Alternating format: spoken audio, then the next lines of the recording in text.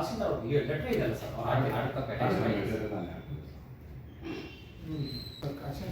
ಹೌದು ಸರ್ ಅದಕ್ಕೆ ಅದನ್ನ ಸರ್ ಆಕ್ಷನ್ ಅನ್ನೋದಕ್ಕಿಂತ ಹೆಚ್ಚಾಗಿ ಸರ್ ಆಮೇಲೆ ಕ್ರಿಮಿನಲ್ ಮೊಕದ್ದಮೆ ಹೂಡಿದ್ರೆ ಸರ್ ಪ್ರತಿಯೊಬ್ಬರು ನಮ್ಮ ಸರ್ಕಾರಿ ಭೂಮಿ ಒಳಗಡೆ ಕಂದಾಯ ಭೂಮಿ ಒಳಗಡೆ ಹೋಗ್ಲಿಕ್ಕೆ ಒಂದು ಭಯ ಇರುತ್ತೆ ಸರ್ ಅದೊಂದು ಮಾಡಿ ಸರ್ ಯಾಕಂದ್ರೆ ಸರ್ ಅವ್ನು ಕ್ಲೀನ್ ಮಾಡಿ ಕೊಟ್ಬಿಡ್ತಾನೆ ಸರ್ ನಮಗೆ ತಪ್ಪಾಯ್ತು ಅಂತಾನ ಅಥವಾ ನಿಮ್ಗೆ ರಿಕ್ವೆಸ್ಟ್ ಮಾಡ್ತಾನ ಇಲ್ಲ ಸರ್ ಏನಾದ್ರು ಪೆನಾಲ್ಟಿ ಕಟ್ಬಿಡ್ತೀನಿ ಅಂತ ಅದು ಮುಖ್ಯ ಅಲ್ಲ ಸರ್ ಅದನ್ನ ಎಲ್ಲರೂ ಮಾಡ್ತಾರೆ ಸರ್ ಅವನ ಮೇಲೆ ಕ್ರಿಮಿನಲ್ ಕೇಸ್ ಹಾಕಿ ಅವ್ನು ಒಳಗೆ ಹೋದ್ರೆ ಸರ್ ಅವಾಗ ಸರ್ಕಾರಿ ಭೂಮಿನ ಮುಟ್ಟಬಾರ್ದು ಅಂತ ಇನ್ನು ಬೇರೆಯವರೆಲ್ಲ ಒಂದು ಎಕ್ಸೆಪ್ಟ್ ಆಗುತ್ತೆ ಸರ್ ಪಾಠ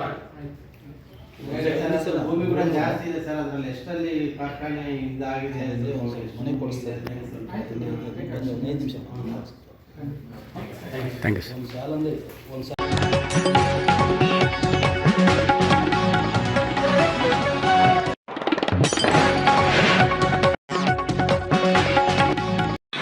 ಕರ್ನಾಟಕ ರಕ್ಷಣಾ ವೇದಿಕೆ ಕಾವಲು ಪಡೆ ವತಿಯಿಂದ ಇವತ್ತು ವಿಶೇಷವಾಗಿ ಜಿಲ್ಲಾಧಿಕಾರಿಗಳ ಕಚೇರಿಗೆ ಒಂದು ಮನವಿಯನ್ನು ನೀಡ್ತಾ ಇದ್ದೀವಿ. ವಿಷಯ ಏನಪ್ಪ ಅಂತ ಹೇಳಿದ್ರೆ ಇವತ್ತು ಬೆಂಗಳೂರು ರಾಜಧಾನಿ ಸೇರಿದಂತೆ ಈ ಸರ್ಕಾರಿ ಭೂಕಳ್ಳರು ಆಮೇಲೆ ಈ ಕೆರೆಗಳನ್ನು ಒತ್ತುವರಿ ಮಾಡೋಂಥ ಭೂಕಳ್ಳರು ಇವತ್ತು ರಾಜ್ಯದಲ್ಲಿ ಜಾಸ್ತಿ ಆಗಿದ್ದಾರೆ. ಈ ನಿಟ್ಟಿನಲ್ಲಿ ಹೇಳಬೇಕು ಅಂತಂದರೆ ಬಳ್ಳಾರಿ ಜಿಲ್ಲೆ ಸೊಂಡೂರು ತಾಲೂಕು ತೋರಣಗಲ್ ಹೋಬಳಿ ಸಂಬಂಧಪಟ್ಟಂಗೆ ಚಿಕ್ಕಂತಪುರ ಗ್ರಾಮ ಪಂಚಾಯತ್ ವ್ಯಾಪ್ತಿಗೆ ಪದ್ಮಾವತಿ ಸ್ಟೀಲ್ ಲಿಮಿಟೆಡ್ ಅಂತ ಒಂದು ಫ್ಯಾಕ್ಟ್ರಿ ಇದೆ. ಸುಮಾರು ಒಂದು 25-30 ವರ್ಷ ಆಗಿರ್ಬೋದು ಅವ್ರ ಕಾರ್ಖಾನೆ ನಿರ್ಮಾಣ ಮಾಡಿ. ಅಲ್ಲಿ ನಮ್ಮ ಸರ್ಕಾರದ ಆದೇಶ ಇದ್ದರು ತಾಲೂಕು ತಹಸೀಲ್ದಾರ್ ಅವರು ಹೋಗ್ಬಿಟ್ಟು ಅಲ್ಲಿ ನಾಮಫಲಕ ಹಾಕಿದ್ರು ಕೂಡ ಅಂದರೆ ಯಾರು ಈ ಸ್ಥಳದಲ್ಲಿ ಪ್ರವೇಶ ಮಾಡಬಾರ್ದು. ಅದು ಸರ್ಕಾರಿ ಭೂಮಿ 1.28 ಹೆಕ್ಟೇರ್ 1.28 ಹೆಕ್ಟರ್ ಅದು ಸರ್ಕಾರಿ ಭೂಮಿನ ಒತ್ತುವರಿ ಮಾಡಿದ್ದಾರೆ. ಯಾರು ಇದೇ ಪದ್ಮಾವತಿ ಸ್ಟೀಲ್ನವರು. ಆದರೆ ಇವತ್ತು ನಾವೇನು ಹೇಳ್ತಾ ಇದ್ದೀವಿ ಅಂತ ಹೇಳಿದ್ರೆ ಇವತ್ತು 25 ವರ್ಷಗಳಿಂದ ಪದ್ಮಾವತಿ ಸ್ಟೀಲ್ ಅಂತಕ್ಕಂಥ ಒಬ್ಬ ಕಾರ್ಖಾನೆ ಮಾಲೀಕ 1.5 ಎಕರೆ ಭೂಮಿಯನ್ನು ಇವತ್ತು ಏನು ಮಾಡಿದ್ದಾರೆ, ಭೂ ಒತ್ತುವರಿ ಮಾಡಿದ್ದಾರೆ. ಅಲ್ಲಿ ತಹಸೀಲ್ದಾರರು ನಾಮಫಲಕ ಹಾಕಿದ್ದಾರೆ, ಅತಿಕ್ರಮಣ ಯಾರು ಹೊರಗಡೆ ಪ್ರವೇಶ ಮಾಡಬಾರ್ದು ಅಂತ. ಹಾಗಿದ್ದರೂ ಕೂಡ ನಾವು ಜಿಲ್ಲಾಡಳಿತ ಇವತ್ತು ಬಳ್ಳಾರಿಯಲ್ಲಿರ್ತಕ್ಕಂಥ ಹಲವಾರು ಭೂಮಿಗಳನ್ನ ಇವತ್ತು ವಶಪಡಿಸ್ಕೊಂಡಿದ್ದಾರೆ ನಮ್ಮ ಜಿಲ್ಲಾಧಿಕಾರಿಗಳು. ಈ ನಿಟ್ಟಿನಲ್ಲಿ ಇವತ್ತು ನಾವೇನು ಹೇಳೋದಾದರೆ ಇವತ್ತು ಹೊರಗಡೆ ಏನು ಇವತ್ತು ಕುಡ್ತಿನಿ ಸೆಕ್ಟರ್ನಲ್ಲಿರ್ತಕ್ಕಂಥ ಕೆಲವು ಕಾರ್ಖಾನೆಗಳು ಇದನ್ನು ನೋಡಿದ್ರೆ ಬೇರೆ ಕಾರ್ಖಾನೆಗಳ ಬಗ್ಗೆ ಕೂಡ ನಮಗೆ ಅನುಮಾನ ಬರುತ್ತೆ ಅಂತ ಹೇಳಿದ್ರೆ ಇವತ್ತು ಸರ್ಕಾರಿ ಭೂಮಿಯನ್ನು ಕಬಳಿಸೋದಕ್ಕೆ ಮತ್ತು ಅವರ ವಾಣಿಜ್ಯ ಚಟುವಟಿಕೆಗೆ ಸರ್ಕಾರಿ ಭೂಮಿಗಳನ್ನ ಒತ್ತುವರಿ ಮಾಡಿ ಕಾರ್ಖಾನೆ ಮಾಲೀಕರು ಇವತ್ತು ದೋಸ್ತಾ ಇದ್ದಾರೆ. ಇದ್ರ ಬಗ್ಗೆ ನಾವು ಇವತ್ತು ನಮ್ಮ ಜಿಲ್ಲಾಧಿಕಾರಿಗಳ ಗಮನಕ್ಕೆ ತೊಗೊಂಡ್ಬಂದಿದ್ದೀವಿ. ಈಗಾಗಲೇ ಸೊಂಡೂರು ತಹಸೀಲ್ದಾರ್ ಅವರು ಅವರಿಗೆ ಆದೇಶ ಮಾಡಿದ್ದಾರೆ, ನೀವು ಅತಿಕ್ರಮಣ ಮಾಡಿರೋದನ್ನು ನಮಗೆ ಬಿಟ್ಕೊಡ್ಬೇಕು ಸ್ವಾಧೀನಕ್ಕೆ ಅಂತ.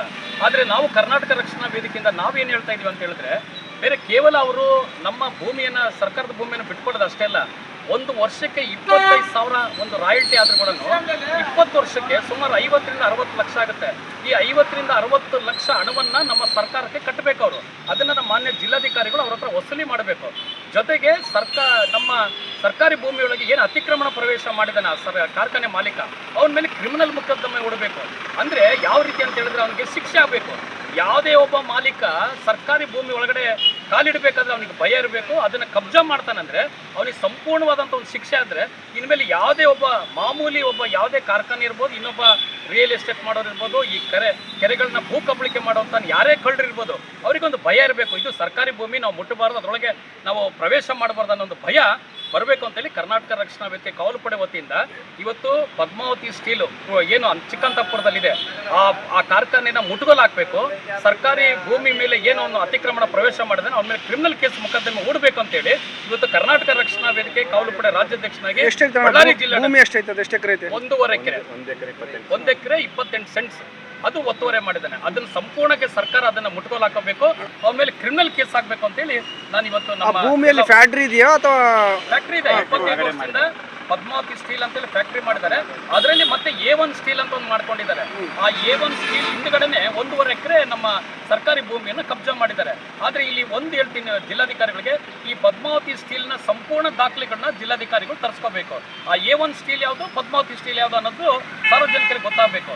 ಅವ್ರ ಇಬ್ಬರು ಮಾಲೀಕತ್ವ ಯಾರಿದ್ದಾರೆ ಅವ್ರ ಮೇಲೆ ಕ್ರಿಮಿನಲ್ ಕೇಸ್ ಹಾಕಬೇಕು ಅಂತೇಳಿ ನಾನು ಒತ್ತಾಯ ಮಾಡ್ತಾ ಇದ್ದೀನಿ.